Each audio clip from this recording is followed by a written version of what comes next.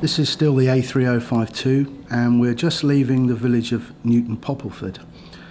There have been a number of collisions involving bikes on this section of the road. One or two have involved loss of control, and as you can see there's a fair amount of field debris on the road here.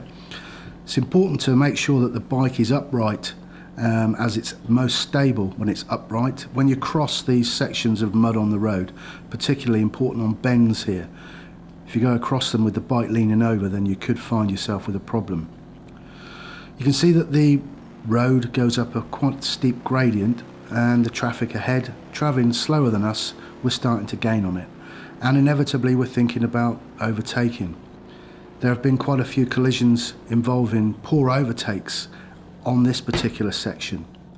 When you're thinking of overtaking, you've got to have a good view of the road ahead so that you're not going to have a problem with oncoming traffic. And when you commence your overtake, you've got to know where you're going to land, where the overtake's going to finish. And as the bike moves out here, is the traffic aware of you, the traffic ahead aware of your presence, and are they likely to dive out of the queue themselves? A little bit further on in the 40 limit, there have been collisions here involving bikes overtaking right-turning traffic. There's lots of information here about the junction on the offside, and there is a right turn lane which is there in order to allow vehicles to turn right into what is quite a major junction.